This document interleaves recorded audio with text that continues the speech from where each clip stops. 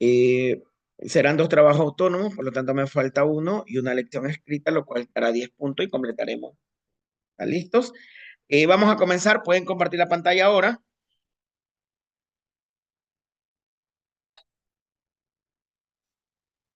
Si alcanzamos tres grupos sería lo ideal, pero vamos a ver con dos grupos cómo nos va con el tiempo, ¿ok?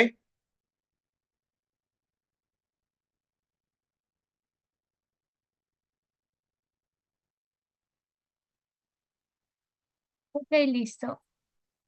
Muy buenos días, doctor. Muy buenos días, compañeros. En esta ocasión, el grupo número 2, vamos a hablarles acerca de las islas pancreáticos, glandulas sexuales masculinas y femeninas.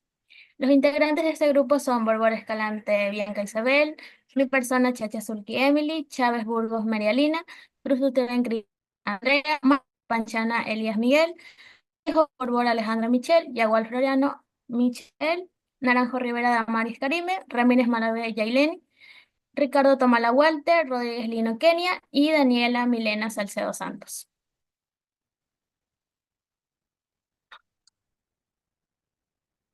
Tenemos nuestra tabla de contenidos que vamos a hablarles acerca de las hístoles pancreáticos, glándulas sexuales masculinas, glándulas sexuales femeninas, el eje hipotálamo, hipófisis y gonadas.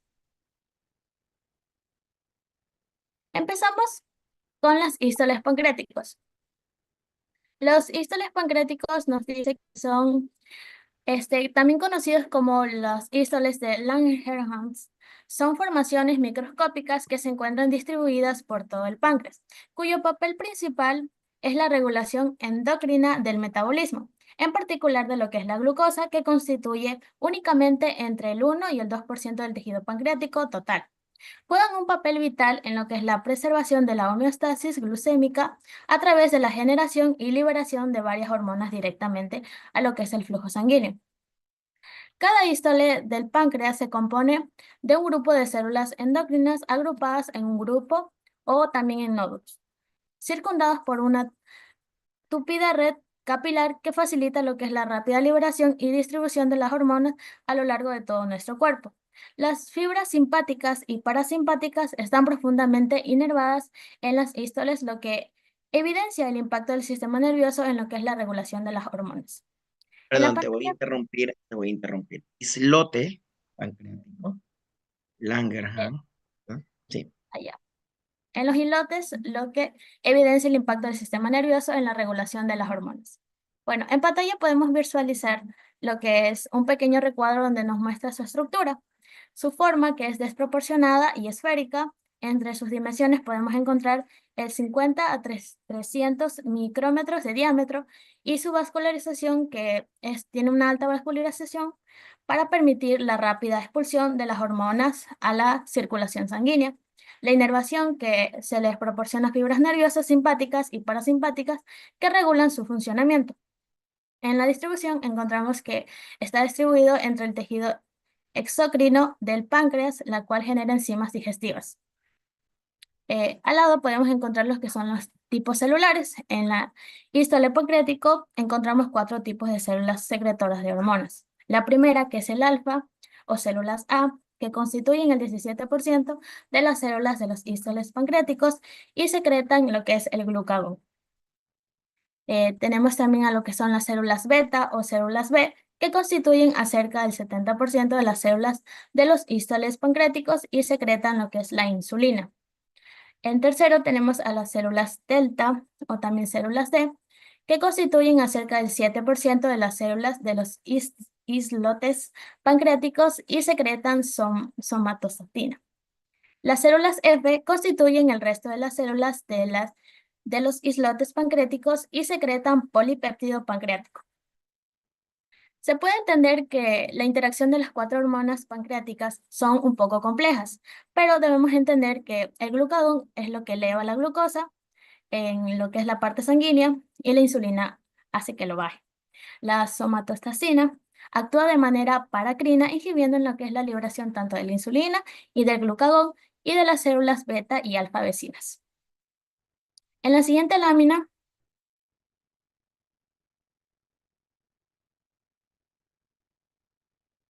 bueno, en esta lámina podemos encontrar lo que son las hormonas producidas y funciones metabólicas. Como primer tenemos a lo que es el glucagón. Su hormona y fuente son las células alfa o las células A de los islotes pancreáticos. Esta tiene una función muy importante, la cual es aumentar los niveles de la glucosa en sangre al estimular la glucogenólisis, descomposición del glucógeno en el hígado, y la glucogenogénesis, producción de glucosa nueva. Esto se le puede llamar hiperglucemiante. Tiene un mecanismo de acción que es actuar principalmente en el hígado, donde facilita la liberación de la glucosa al torrente sanguíneo cuando los niveles son bajos.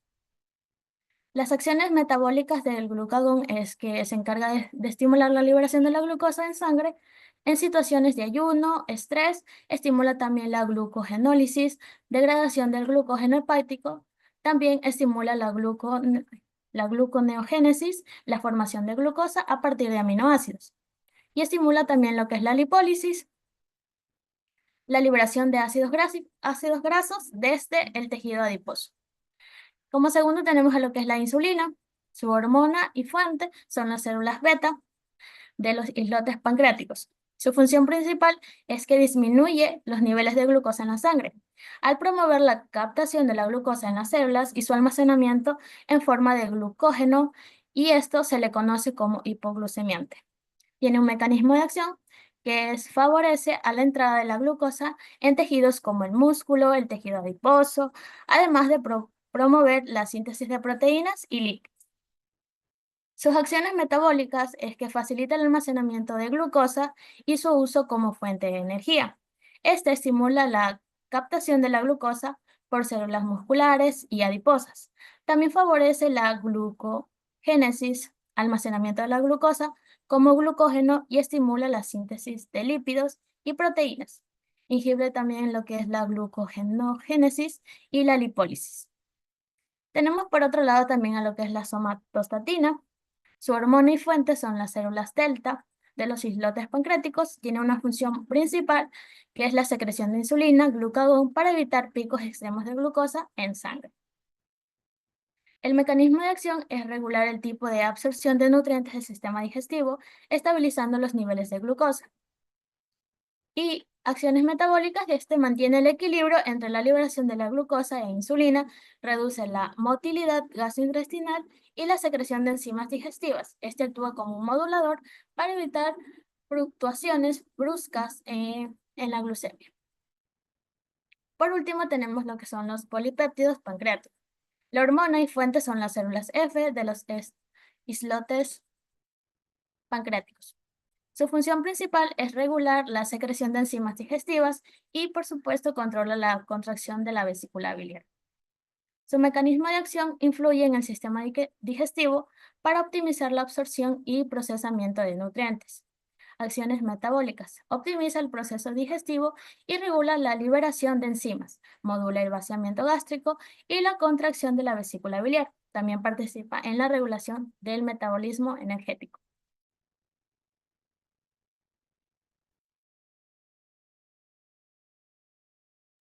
Tenemos lo que son las glándulas sexuales masculinas.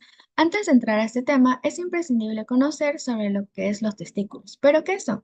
Son glándulas pares de forma ovalada que se ubican en el escroto, los cuales miden 5 centímetros de largo y 2,5 centímetros de diámetro. Estos se desarrollan cerca de los riñones en la porción posterior del abdomen y finalmente descienden hacia el escroto a través de los conductos inguinales. Cabe recalcar que cada uno puede pesar entre 10 a 15 gramos. Siguiente diapositiva.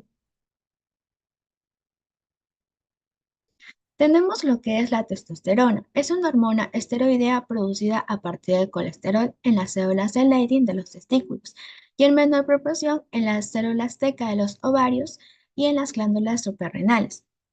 Tenemos que en los hombres, especialmente durante la pubertad, su producción aumenta de forma drástica, produciendo importantes cambios en el hombre. Tenemos como primer punto el desarrollo de caracteres sexuales secundarios. Estos provocan la aparición del vello facial y corporal. Tenemos que hay un engrosamiento de la voz debido al desarrollo de las cuerdas vocales, un ensanchamiento de los hombros, un crecimiento del pene y por ende también los testículos, y finalmente un aumento en la masa muscular y ósea. Como segundo punto tenemos al deseo sexual. Tenemos que actúa principalmente a través de su influencia en el sistema nervioso central, específicamente en zonas cerebrales donde se regula la libido. Tenemos que niveles bajos de testosterona en hombres pueden tener consecuencias como una disminución en el deseo sexual, la ausencia de energía y también eh, dificultades para mantener una erección. Como último punto tenemos la producción de espermatozoides, que ayuda a que el entorno hormonal en los conductos seminíferos de los testículos se mantenga ideal, favoreciendo la acción de las células de Sertoli y facilitando que los espermatozoides se maduren de manera adecuada.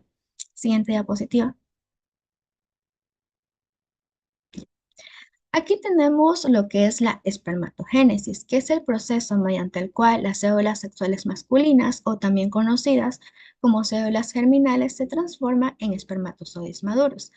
Este proceso se lleva a cabo en los túbulos seminíferos de los testículos, pero antes de esto es imprescindible conocer las células que están conformadas. Tenemos lo que es las células de Leydig, que tienen como función principal la secreción y la producción de la testosterona. Y como segundo punto tenemos lo que son las células de Sertoli, que básicamente son encargados de brindar una nutrición y también regular el desarrollo de las células germinales. Siguiente diapositiva. Tenemos que la espermatogénesis se divide en tres fases importantes.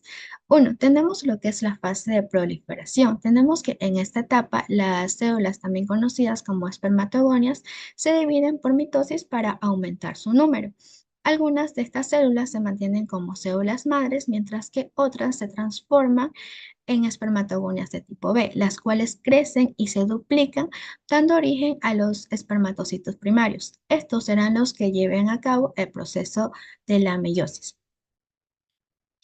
Tenemos lo que es la segunda fase, que es la fase meiótica. Esta está conformada tanto por meiosis 1 como meiosis 2. Entendemos que en la meiosis 1 el espermatocito pasa por su primera división meiótica, la cual se considera reduccional, porque separa los cromosomas homólogos y da origen a los espermatocitos secundarios. Tenemos lo que es la meiosis 2, que es esta fase el espermatocito se vuelve a dividir. Aquí se separan las cromatías hermanas, lo que da origen a dos espermátidas. Como tercer punto tenemos la espermiogénesis, que en esta última etapa las espermátidas que son de forma redondeada e incluso son inmóviles se transforman en espermatozoides maduros, los cuales son capaces de moverse y fecundar a un óvulo. Este proceso incluye cambios como lo que es la formación del acrosoma, que protege la cabeza del espermatozoide y contiene algunas enzimas que ayudan en el proceso de la fecundación. Dos, tenemos lo que es la condensación del núcleo. Tres, la formación del flagelo. Cuatro, la pérdida del citoplasma. Y por último, el 5, que es el desarrollo de la pieza intermedia.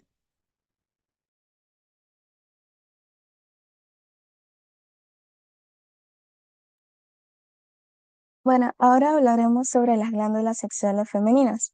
Al referirnos a glándulas sexuales femeninas, también nos estamos refiriendo a gónadas.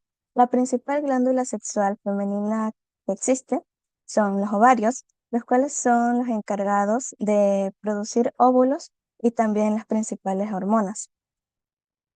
Bien, estos ovarios son pares, son de forma ovoide y también son relativamente pequeños. Están localizados uno a cada lado del útero y están suspendidos por varios ligamentos, como por ejemplo el suspensorio del ovario y el ligamento propio del ovario. Ya hablando histológicamente, el ovario se compone de una corteza externa y una médula interna. Esta corteza contiene los folículos ováricos en diferentes etapas de desarrollo. La médula es el tejido conectivo laxo que contiene vasos sanguíneos, vasos linfáticos y también contiene nervios. La superficie del ovario está cubierta por un epitelio germinal, que es el epitelio superficial. Por debajo de este epitelio se encuentra una capa de tejido conectivo denso, que es llamada la túnica albuginea. Ya refiriéndonos por hormonas específicamente, estas hormonas son sustancias químicas que regulan y participan en varios procesos muy importantes, como por ejemplo el desarrollo sexual, la fertilidad, el más importante o el que es más conocido, la regulación del ciclo menstrual, también la función reproductiva. Dentro de las principales hormonas que se pueden encontrar, hay dos muy conocidas, que son el estrógeno y la progesterona, pero también tenemos a otras dos hormonas como la inhibina y la relaxina. La función del estrógeno es promover y estimular el desarrollo, también el mantenimiento de los órganos reproductores femeninos y de los caracteres sexuales secundarios, como lo es la distribución de grasas en en las mamas, en el abdomen, en las caderas, también la modulación de la voz y el crecimiento del vello. El estrógeno actúa en conjunto con la hormona del crecimiento para incrementar el anabolismo proteico y fortalecer los huesos, debido a que la hormona del crecimiento induce el crecimiento en casi todos los tejidos y los órganos del cuerpo, en especial en el cartílago y los huesos. Bueno, el estrógeno también disminuye el colesterol en la sangre. Es por eso que las mujeres tienen más probabilidad de no padecer enfermedades arteriales, ya que inhibe la liberación de la hormona folículo estimulante, la luteinizante y la liberadora de gonadotropinas para regular el ciclo menstrual. La progesterona. La función de la progesterona es que junto con el estrógeno prepara y mantiene el endometrio para la implantación del óvulo fecundado. También ayuda a preparar a las glándulas mamarias para una posible lactancia. Los niveles elevados de progesteronas inhiben los niveles de la hormona luteinizante para prevenir la ovulación. La relaxina relaja el útero, o sea, el miometrio, que es la capa muscular que está ubicada en el centro del útero, en cada ciclo menstrual, para así poder favorecer la implantación del óvulo. Y durante el embarazo, esta hormona aumenta la flexibilidad de la sínfisis pubiana, contribuyendo a la dilatación del cuello uterino para poder facilitar lo que es el parto. La inhibina controla la secreción de la hormona folículo estimulante y la luteinizante. Lo controla mediante la inhibición, pues, para poder evitar la estimulación excesiva de folículos cuando uno ya está madurado. Con respecto al ciclo menstrual, tenemos que consta de 4 fases. La primera fase, que suele durar entre 1 a 5 días. Durante esta fase, en los ovarios, bajo la acción de la hormona folículo estimulante, los folículos primordiales empiezan su desarrollo formándose principalmente los folículos primarios y ya luego se forman los folículos secundarios. Este proceso puede tardar unos meses, por lo que el folículo que se desarrolla al principio en el ciclo puede ovular en otro después de varios ciclos de menstruación. En el útero, debido a la caída de progesterona y estrógeno que se da, se estimula la producción de prostaglandinas, las cuales contraen las arteriolas epirales, generando la muerte de células del endometrio debido a la falta de oxígeno que se produce. La capa funcional se desprende como flujo menstrual, entre 50 a 100 mililitros por la vagina. En esta etapa, el endometrio solo se conserva la capa basal, quedando muy delgado, midiendo alrededor de 2 a 5 milímetros. En la segunda fase, que es la fase preovulatoria, que va desde el día 6 al día 13 aproximadamente, en los ovarios ciertos folículos secundarios empiezan a secretar estrógeno, por lo que en el día 6, uno de estos folículos se va a convertir en el folículo dominante. Este folículo madura, o también llamado folículo de Graf, va a madurar creciendo hasta 20 mililitros de diámetro y seguirá generando lo que es el estrógeno. Dentro del útero, los estrógenos que fueron liberados hacia la sangre estimulan lo que es la regeneración del endometrio que se habría desprendido a partir de la capa basal. Se crea una capa funcional desarrollándose lo que son glándulas endometriales y también arteriolas. El endometrio va a empezar a engrosar hasta medir de 4 a 10 milímetros. Y debido a este crecimiento, esta fase también es denominada la fase proliferativa. En la tercera fase, la ovulación, que ocurre aproximadamente en el día 14. Aquí ocurre que el folículo de Graf se rompe liberando el ovocito secundario, que aún se encuentra rodeado por la zona pelúcida y la corona radiada. Esto ocurre debido al pico de la hormona luteinizante inducido por los niveles altos de estrógeno, o sea, la retroalimentación positiva sobre el hipotálamo y la hipófisis. Ya en la última fase, que es la fase posovulatoria, que ocurre entre el día 15 y el 28 aproximadamente, después de la ovulación, el folículo roto se transforma en el cuerpo lúteo, secretando lo que es la progesterona, el estrógeno, y también no existe lo que es la fecundación en el cuerpo lúteo. Esta se degenera en el cuerpo para poder bajar los niveles de hormonas, redundándose un nuevo ciclo. Si llegara a haber una fecundación, la hormona del crecimiento que es producida por el embrión va a mantener activo el cuerpo lúteo. El que se encuentre presente en la sangre resulta el indicador que van a detectar en las pruebas de embarazo. La progesterona y el estrógeno del cuerpo lúteo van a estimular el grosor del endometrio entre 12 a 18 milímetros, debido a la secreción de glucógeno por las glándulas endometriales que van a promover la vascularización. Esta es una preparación para la implantación que, en caso de no darse la fecundación, van a disminuir los niveles de progesterona y también los de estrógeno, provocando lo que es la menstruación.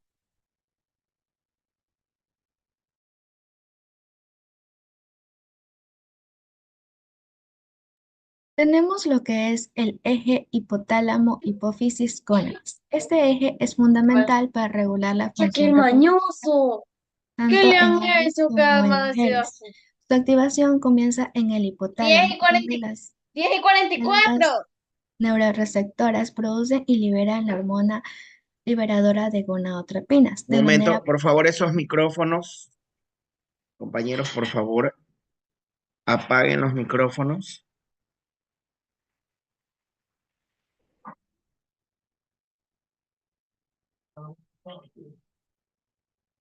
Ok, continúe. Ya. Tenemos que este eje se activa en el hipotálamo, donde las células neuroreceptoras producen y liberan la hormona liberadora de gonadotropinas de manera pulsátil hacia el sistema hipotalámico hipofisiario. Esta liberación rítmica de esta hormona es fundamental para que la hipófisis anterior responda de manera adecuada.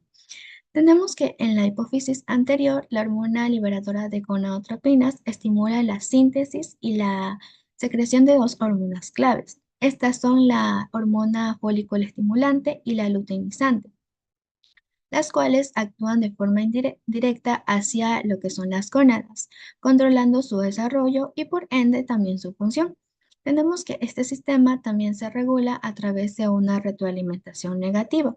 Aquí los esteroides sexuales, como lo que son el estrógeno, la progesterona y también lo que es la testosterona, ejercen lo que es un efecto inhibidor sobre la secreción de estas hormonas mencionadas anteriormente, tanto a nivel hipotalámico como hipofisiario. Siguiente diapositiva.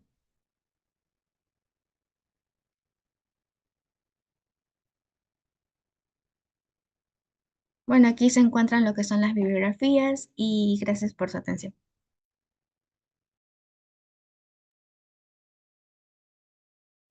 Muy bien.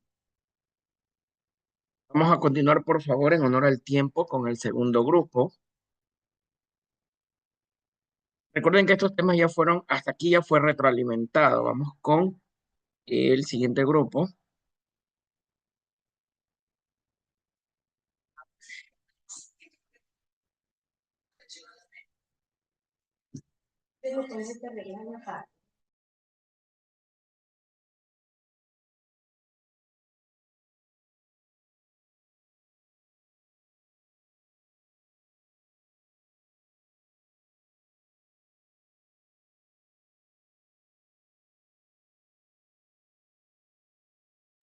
Bien, empecemos a compartir la pantalla.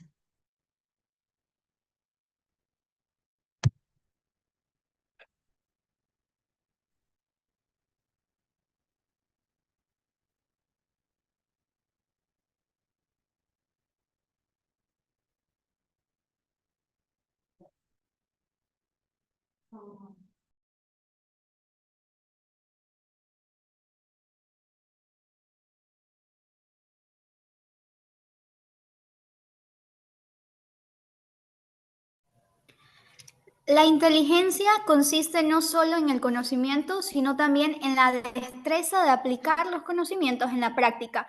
Aristóteles. Buenos días, doctor y compañeros. El día de hoy al grupo número 3 le complace presentar ante ustedes nuestro tema de exposición, el cual es regulación de la secreción hormonal, comparación del control ejercido por los sistemas nerviosos y endocrinos. Para que se tenga conocimiento de los integrantes de este grupo,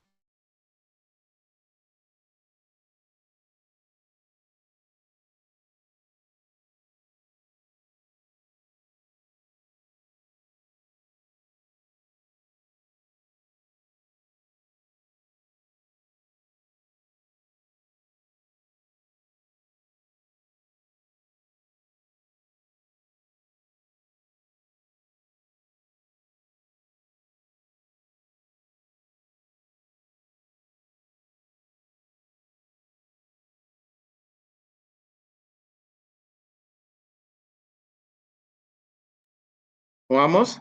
¿Qué Ya, pasó? listo. Continuaré Ok. con el tema, ya que la compañera creo que tuvo problemas con el internet. Bueno, los integrantes son la compañera Carla Romero, que era la que estaba hablando, Borbor Mónica, Pin Zambrano, Anchundia Prudente, Vera Vera, Varela Olmedo, Reyes Borbor, Heidi Jordana, Nadia Carolina, Anabela Paulina, Catherine Eugenio, Belinda Rodríguez y mi persona Quiroz Braya. Siguiente diapositiva. Listo, para abordar con el tema debemos saber primero unos conceptos básicos, por ejemplo, qué son las hormonas. Bueno, estos son mensajeros, los cuales son producidos por las glándulas del sistema endocrino, y estas sustancias viajan a través del torrente sanguíneo hacia diferentes partes del cuerpo, donde aquí se unen a receptores específicos en las cuales las células, en sus células para poder transmitir señales y poder coordinar diversas funciones. Tenemos varias funciones, las cuales desempeñan las hormonas, tienen un papel crucial en la regulación de una amplia gama de procesos fisiológicos. Tenemos el crecimiento y el desarrollo, el metabolismo, la función sexual y la reproducción, el estado de ánimo, el sueño, la respuesta de estrés, el equilibrio interno, que es la homeostasis.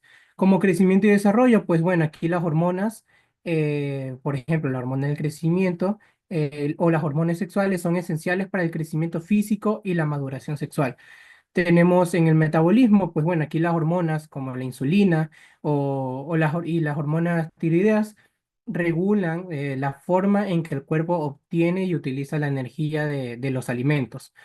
Tenemos en la función sexual y reproducción, aquí las hormonas como el estrógeno, la progesterona y la testosterona controlan el desarrollo de las características sexuales y los procesos reproductivos. Tenemos en el estado de ánimo, aquí las hormonas, bueno, no todas, sino que algunas influyen en el estado de ánimo y en las emociones de las personas.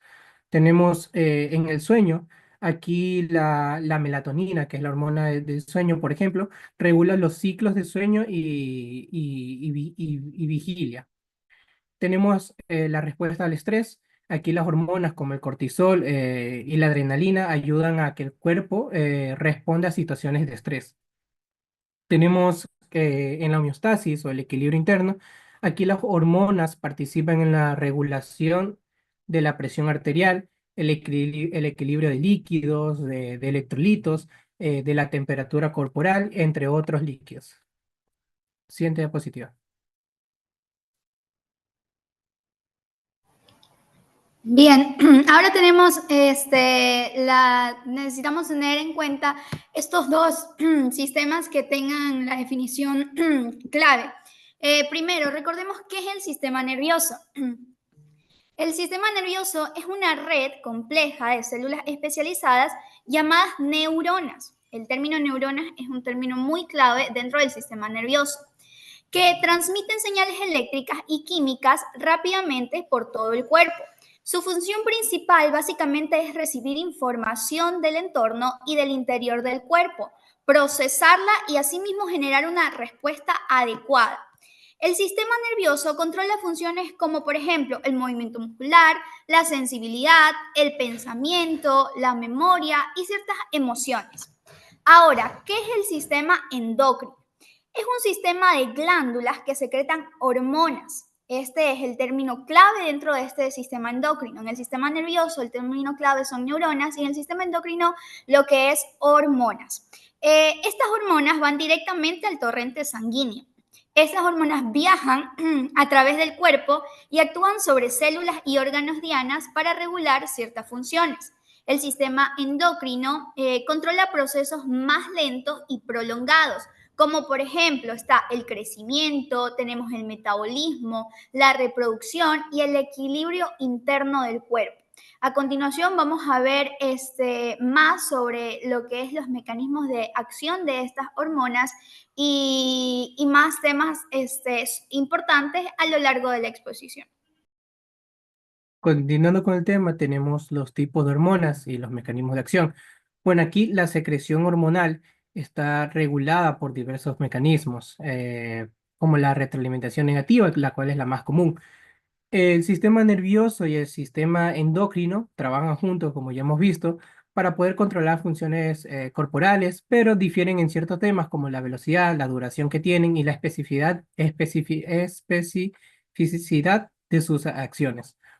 Las hormonas se clasifican en dos, en esteroides y peptídicas. Tienen diferentes mecanismos de acción basados en la solubilidad y la ubicación de sus receptores. Siguiente diapositiva. Como dije, estas se clasifican en dos grandes grupos según su estructura química. Están las hormonas esteroides, las cuales son liposolubles, los que les permite atravesar fácilmente la membrana plasmática de la célula diana. Aquí sus receptores se encuentran dentro de la célula, ya sea en el citoplasma o en el núcleo. Y la unión de la hormona al receptor forma un complejo, el cual actúa como un factor de transcripción, regulando la expresión de genes, la expresión de genes y la síntesis de proteínas. Como ejemplo de estas hormonas tenemos el cortisol, la aldosterona, los estrógenos, eh, los cuales, estas hormonas, bueno, el cortisol es una hormona esteroidea, como pueden ver, como ya he dicho, producida por las glándulas suprarrenales. Esta aquí tiene una función, por ejemplo, a la Brian, respuesta al estrés. Brian, te interrumpo un momento. Es esteroide. Esteroides, sí, pero Ajá. sí, pero es que se le dice hormona esteroidea también. Es una hormona esteroidea. Esteroides, prefiero. Bueno, listo, saben. Ya bueno, es O una sea, no hormona digo cómo esteroide. lo digo, es la forma como lo pronuncias. Bueno, listo.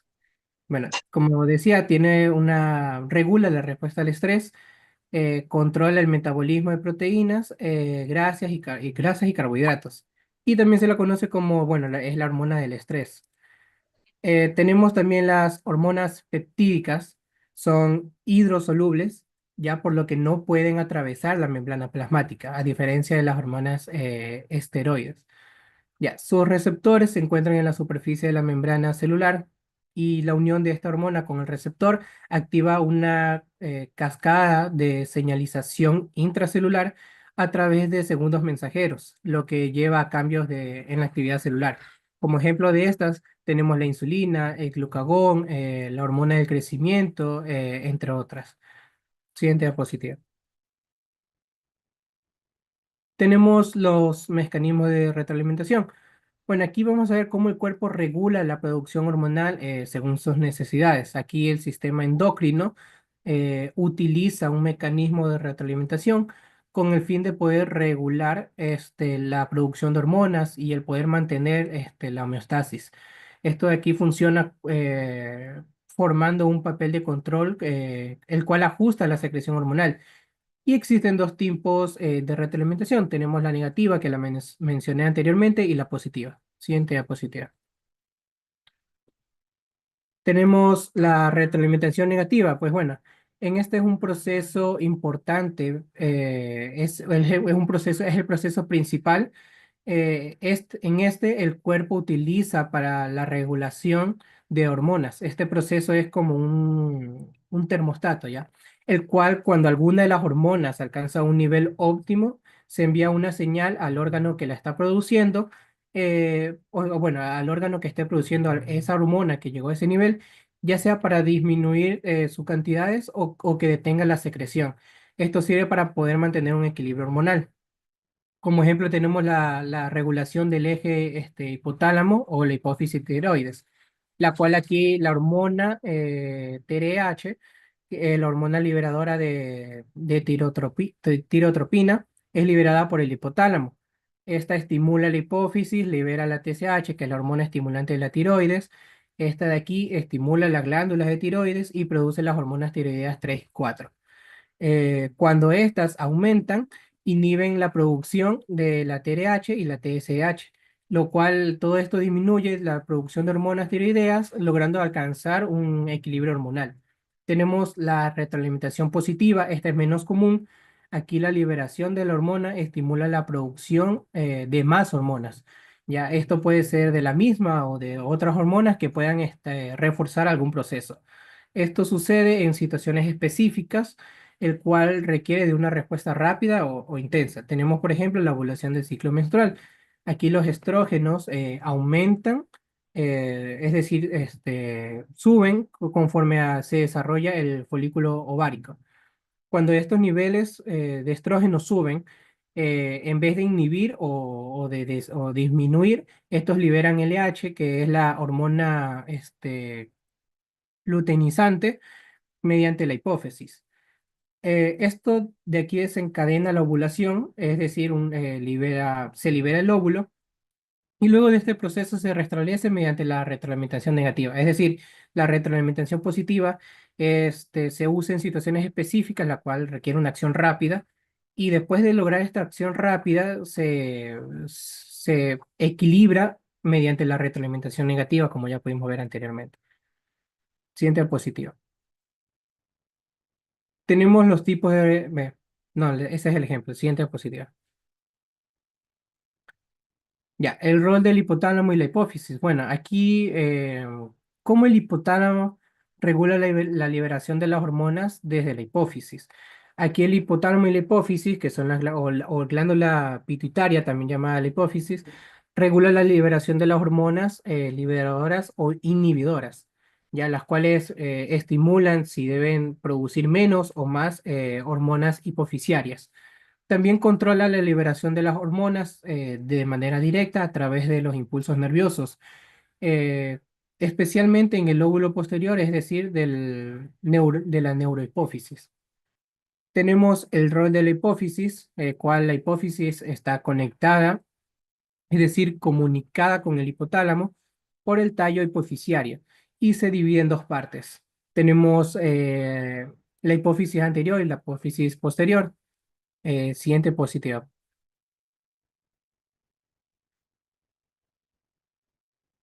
Ya, tenemos los estímulos que controlan la secreción hormonal. Aquí la secreción hormonal está regulada por diversos estímulos.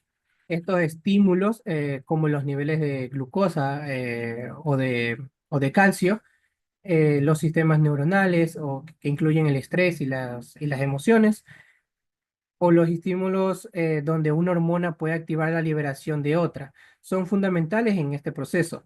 Tenemos los estímulos químicos, eh, como por ejemplo la concentración de diversas sustancias en la sangre actúa como una señal directa para las glándulas endocrinas. Por ejemplo, cuando los niveles de glucosa en la sangre aumentan, Brian, perdón, endocrino.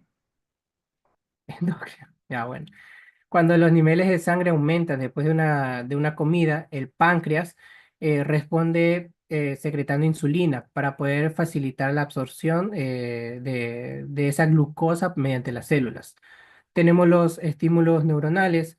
Aquí es el sistema nervioso, el cual juega un papel crucial en la regulación hormonal. Por ejemplo, ante situaciones de estrés, el hipotálamo envía señales nerviosas a la glándula suprarrenal, lo cual provoca la liberación de adrenalina sí, adrenalina y noradrenalina, así. Estas hormonas preparan al cuerpo para la respuesta de una lucha o de una huida. Las emociones también pueden desencadenar respuestas neuronales que influyen en la secreción hormonal. Tenemos, por último, los estímulos hormonales, el cual este es un sistema jerárquico donde una hormona liberada por una glándula estimula la liberación de otras hormonas. ¿Ya? Por un ejemplo, tenemos el eje hipotálamo-hipófisis de la glándula tiroides. Aquí el hipotálamo libera la hormona liberadora de tirotropina, que es la TRH, la cual estimula la hipófisis anterior a liberar la hormona estimulante de la tiroides, que es la TSH. Y esta a su vez estimula la glándula tiroides y secreta las hormonas tiroideas T3 y T4, como había explicado anteriormente. Siguiente diapositiva.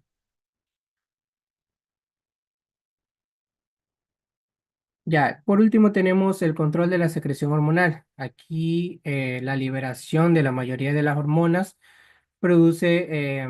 se produce en pulsos cortos, este en medio de los cuales la secreción es pequeña o es nula. Ya, cuando es estimulada, una glándula endocrina libera su hormona en pulsos más frecuentes y aumenta la concentración de la hormona en la sangre. Esta regulación, bueno, la regulación de la secreción evita por lo general la sobreproducción o el déficit de una determinada hormona. Ya, esta secreción se regula mediante señales del sistema nervioso, cambios químicos en la sangre o cambios de hormonas. Por ejemplo, los impulsos nerviosos a la médula suprarrenal regulan la liberación de la adrenalina, regulan la secreción de la hormona paratiroidea y una hormona de la adenohipófisis. Esta estimula la liberación del cortisol por la corteza suprarrenal. Siguiente.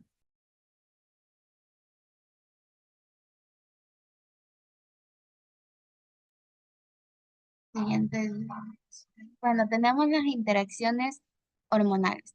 Bueno, aquí tenemos factores que afectan la respuesta celular, que en sí tenemos la respuesta, la capacidad de respuesta de una célula diana a una hormona. Esta depende de la concentración de la hormona, la cantidad de receptores hormonales, las influencias ejercidas por otra hormona. En una célula diana responde de una manera más vigorosa cuando el nivel hormonal se eleva o cuando tiene más receptores. También, además, las acciones de algunas hormonas sobre las células dianas requieren una exposición simultánea o reciente a una segunda hormona. Tenemos los efectos permisivos, que en sí, un ejemplo es la adrenalina, que por sí sola estimula débilmente la lipólisis, que viene siendo la degradación de triglicéridos, que pero en presencia de pequeñas cantidades de hormonas tiroides, que viene siendo la T3 y T4. Y la misma cantidad de adrenalina que estimula la lipólisis de manera mucho más poderosa. Bueno, a veces la hormona permisiva incrementa el número de receptores para la otra hormona y otra promueve la síntesis de una enzima requerida para la expresión de efectos hormonales de la otra hormona. Siguiente diapositiva. También tenemos los efectos sinérgicos, que es cuando dos hormonas juntas producen un efecto mayor que por separado. Bueno, un ejemplo es el desarrollo normal de los ovocitos en los ovarios, que este requiere tanto de la hormona folículo estimulante de la adenohipófisis como de los estrógenos de los ovarios. En sí, ninguna de las hormonas es suficiente por sí sola. También tenemos el efecto antagónico, que en sí esta es una hormona que se opone a las acciones de otra hormona. Bueno, un ejemplo es también la hormona, la insulina, que promueve la síntesis del glucógeno en las células hepáticas. También tenemos el glucagón, que en sí estimula la degradación de glucógeno en el hígado. Siguiente diapositiva.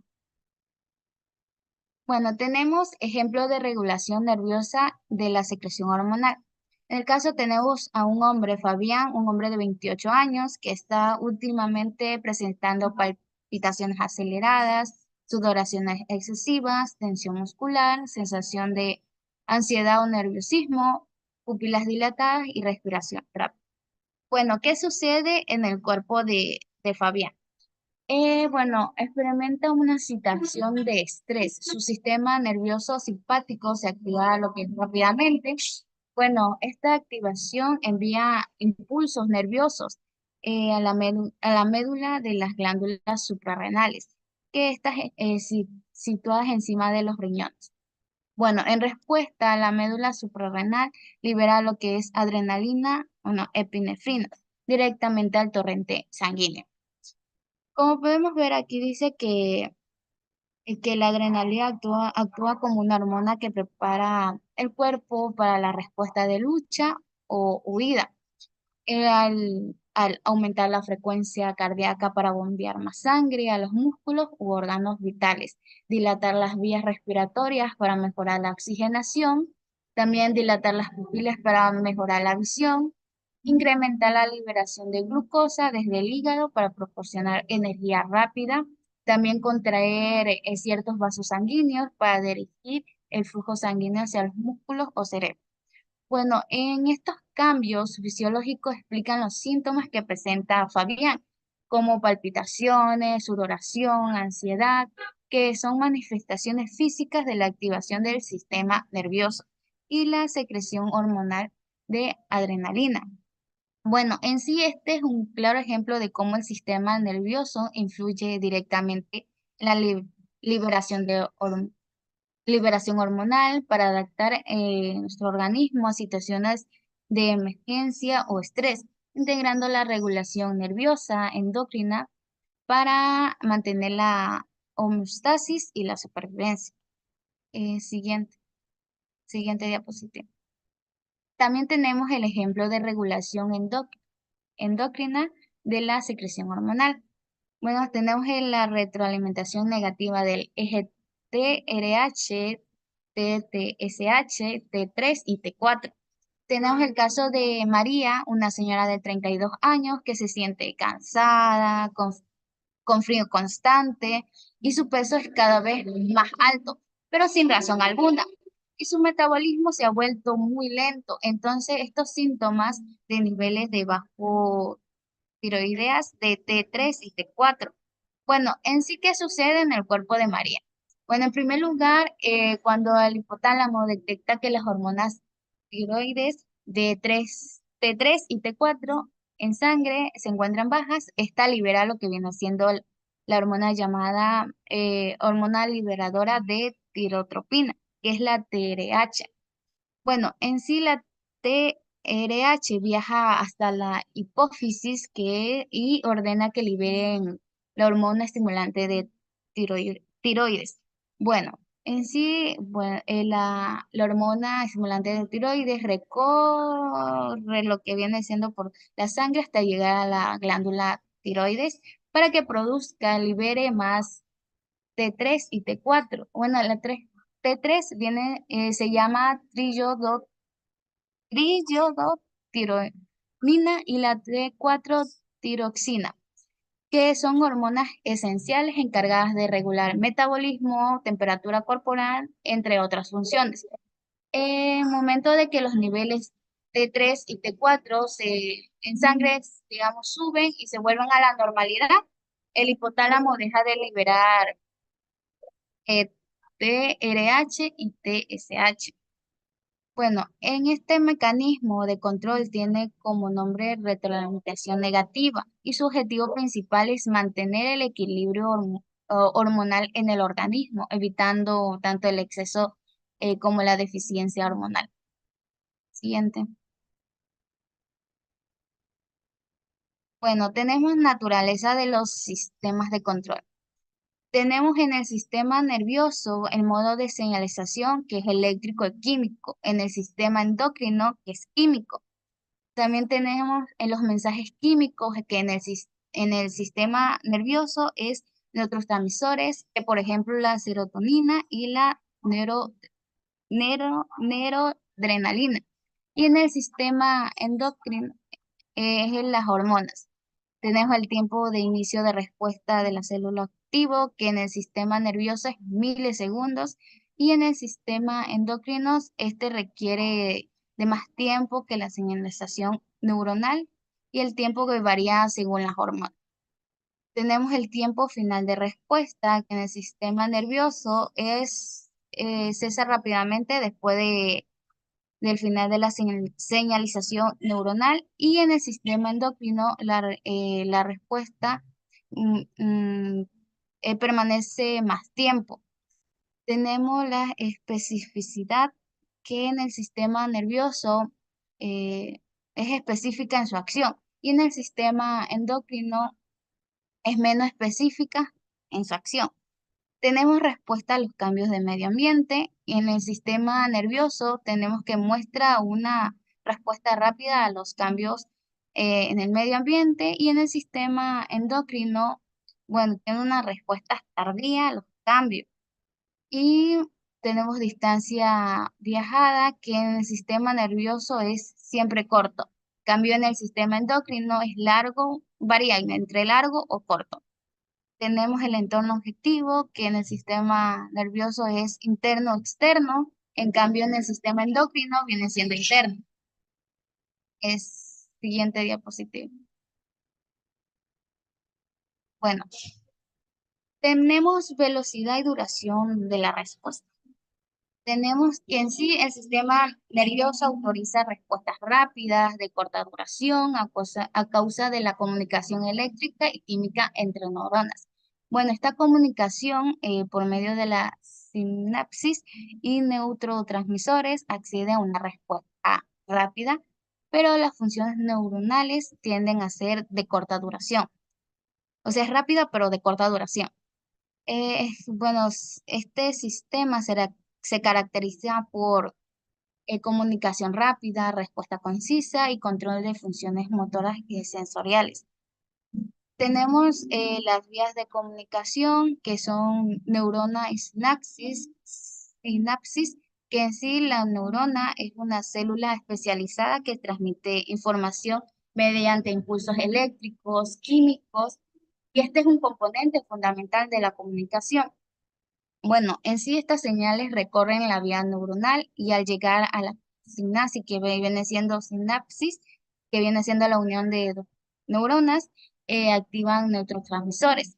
Bueno, estos neurotransmisores son mensajeros químicos que envían señales conectándose a receptores en neuronas vecinas o transfiriendo el pequeño espacio entre neuronas. Tenemos los nervios. Los nervios, a medida que las neuronas crecen, se convierten en lo que viene siendo los nervios, que son como cables que recorren todo el cuerpo. Bueno, estos nervios proporcionan señales desde los órganos sensoriales a los músculos y glándulas. Tenemos la médula espinal, que es el principal medio de comunicación entre el cerebro y el resto del organismo. Este comprende nervios que transmiten datos sensoriales al cerebro y órdenes motoras desde el cerebro hacia los músculos y glándulas. Por último, tenemos el encéfalo, que es el centro de control del sistema nervioso. Bueno, este recibe, gestiona, interpreta la información sensorial y genera respuesta. Bueno, sus complejas redes neuronales simplifican las funciones tales como el pensamiento, la memoria, las emociones, la regulación de movimiento autónomo. Siguiente diapositiva. Tenemos velocidad y duración de la respuesta, pero en el sistema endocrino. Bueno, en sí es conocido por sus respuestas lentas, pero a la vez duraderas. Este es el que son lentas, pero duran más. A diferencia del sistema nervioso, como ya se dijo, que respuesta rápida, pero no dura mucho. Esta desigualdad o diferencia se debe a que el sistema endocrino emplea hormonas que tienen que viajar por el torrente sanguíneo con el objetivo de llegar a las células objetivos. En cambio, en el sistema nervioso usa impulsos nerviosos rápidos y las respuestas hormonales pueden durar desde segundos hasta días en manifestarse, aunque sus efectos suelen perdurar más, como ya se dijo. Tenemos en su elaboración que viene el sistema nervioso y el sistema endocrino. Bueno, en el sistema nervioso responde de inmediato a estímulos externos o internos por medio de impulsos eléctricos. Y en el sistema endocrino emplea hormonas que sin mensajeros químicos se secretan en el torrente sanguíneo y viajan a diferentes partes del cuerpo para así afectar a las células sanas. Tenemos vías de comunicación que son las hormonas, torrente sanguíneo y receptores hormonales. En las hormonas estamos hablando de compuestos químicos generados por glándulas endocrinas, que estas se expulsan directamente a la sangre y se desplazan por el sistema circulatorio hasta llegar a las células que poseen receptores particulares para ellas.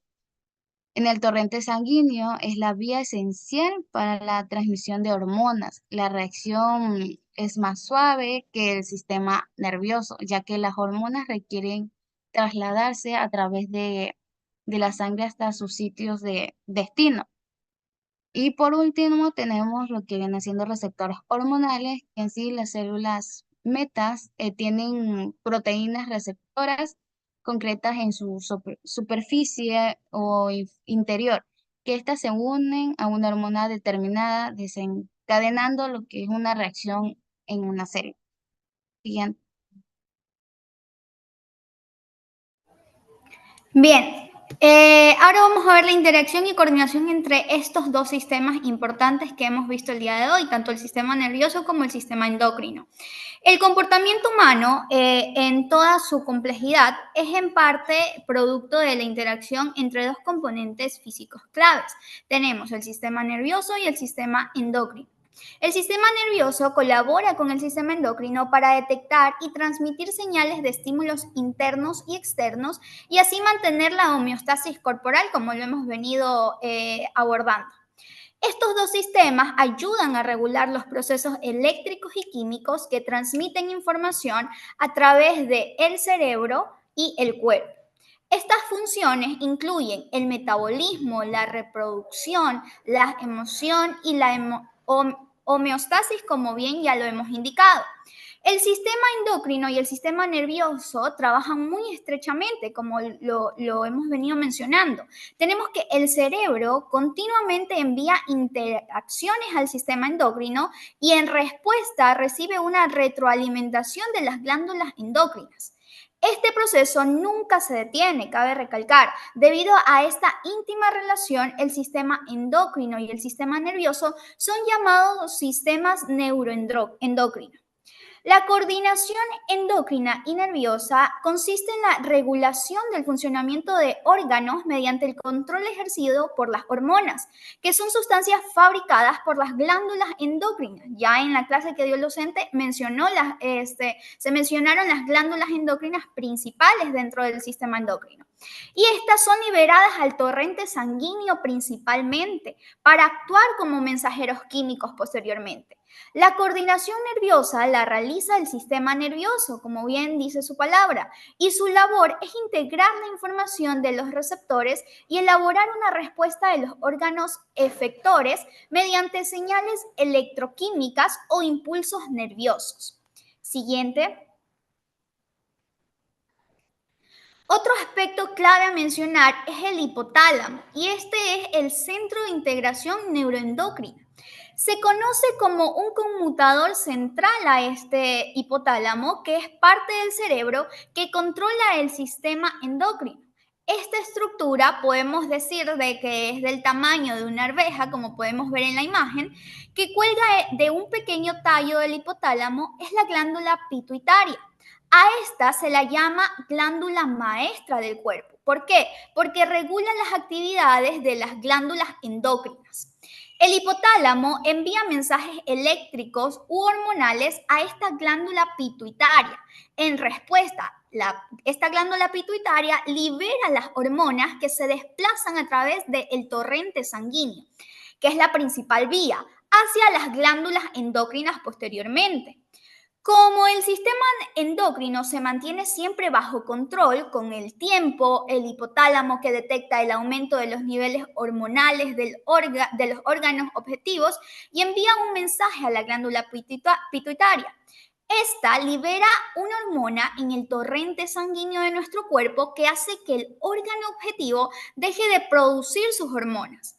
El sistema endocrino está constantemente ajustando los niveles de hormonas para que el cuerpo pueda funcionar normalmente. No es correcto que nuestro cuerpo produzca más hormonas ni menos hormonas. Este proceso se lo conoce como homeostasis. Siguiente diapositiva.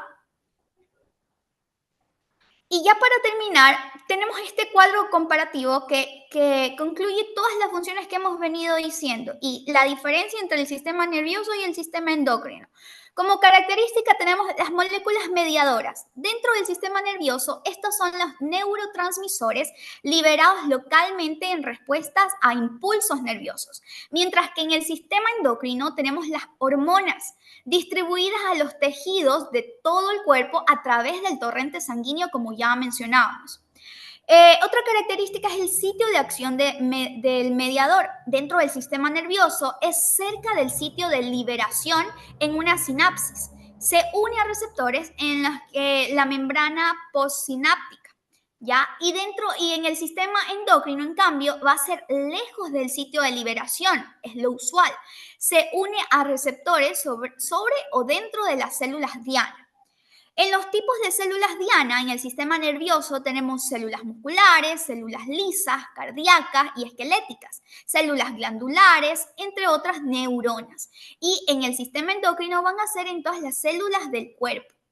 El tiempo de comienzo de esta acción, por lo general en el sistema nervioso, son milisegundos o milésimas de segundos. En cambio, en el sistema endocrino puede ser segundos, pueden ser horas, pueden ser días.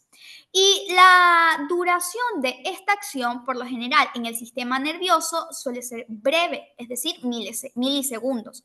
Y en cambio, en el sistema endocrino, por lo general, es más largo este proceso de duración. Puede ser segundos o días. Siguiente.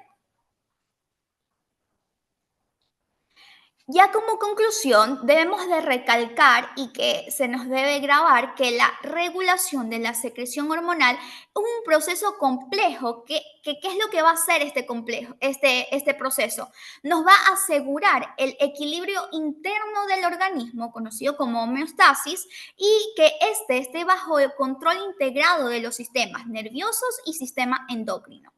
Ambos sistemas trabajan de manera coordinada. Ya hemos visto cuál es el trabajo de ambos sistemas, pero debemos también recalcar que presentan ciertas diferencias fundamentales en sus mecanismos de acción, como lo veíamos en el cuadro comparativo anterior. No olvidemos que el sistema nervioso ejerce un control rápido y específico y de corta duración mediante señales eléctricas que viajan a través de las neuronas, permitiendo respuestas inmediatas frente a estímulos externos o internos. Esto como el reflejo ante, por ejemplo, algún dolor. En cambio, debemos recalcar que el sistema endocrino actúa lentamente, pero sus efectos van a ser más prolongados, ya que utiliza en cambio acá las hormonas, estas que se liberan a través del torrente sanguíneo y actúan sobre órganos diana a distancia. Aunque el sistema nervioso y el endocrino operan con mecanismos distintos, uno mediante impulsos eléctricos y el otro mediante mensajeros químicos, ambos se complementan y son esenciales para el control y la regulación de la actividad hormonal del cuerpo. Que nunca se nos olvide esto, estos dos sistemas están estrechamente unidos y trabajan cooperando para que nuestro cuerpo esté en su función regular, garantizándonos así una respuesta eficiente, una respuesta adaptativa y Recording coordinada stopped. frente a los cambios internos y externos del organismo. Ya en la siguiente diapositiva tenemos la bibliografía de donde sacamos la información. Y eso ha sido todo por la exposición del grupo número 3. Espero haya sido de su agrado. Bien, muchísimas gracias, estimados estudiantes. Ha sido pues una muy buena presentación. Dios mediante, nos veremos la próxima clase, que sería el día lunes. Aún no sabemos la modalidad, si sea virtual o presencial. Estemos atentos a las disposiciones. Recuerden que el día viernes es feriado. Muchísimas gracias, que tengan un lindo día.